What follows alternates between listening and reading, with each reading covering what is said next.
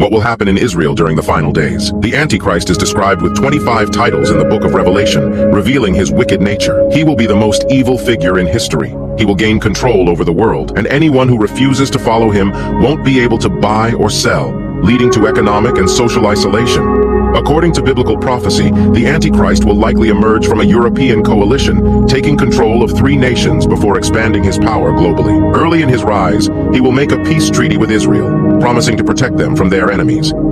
During this time, Israel will rebuild and live in peace. However, after 3.5 years, the Antichrist will break the covenant, enter the Jewish temple, and declare himself as the one to be worshipped. This event, known as the Abomination of Desolation, will mark a turning point where he demands global worship and enforces it through the Mark of the Beast, controlling access to food, trade, and survival. Those who refuse the mark will face extreme persecution, including starvation. The Antichrist, empowered by Satan, will be part of an unholy trinity alongside the false prophet, who acts as both a religious and economic leader, enforcing the mark and compelling the world to worship the Antichrist. In the final days, the Antichrist will gather armies to march against Israel, but as other forces rise against him, Jesus Christ will return. This event, known as the Battle of Armageddon, will culminate in Christ's victory over the Antichrist and his forces. With the breath of his mouth, Christ will defeat all the rebellious people of the earth. The destruction will be so great that birds will be summoned to clean up the carnage.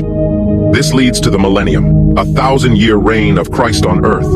Only believers will remain, and Jesus will rule with his saints.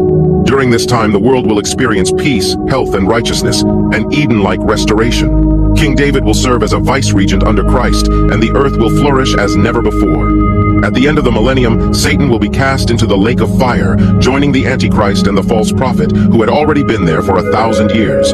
Those who rejected Christ will face eternal judgment at the great white throne judgment, where they will be cast into the lake of fire as well. God's justice and mercy will be fully revealed, and his eternal kingdom will be established. The millennium will transition into eternity, where all believers will dwell with God in perfect harmony, free from sin and death. God has done everything possible, including sacrificing his own Son, to offer salvation to all. Accepting Christ ensures a place in his eternal kingdom.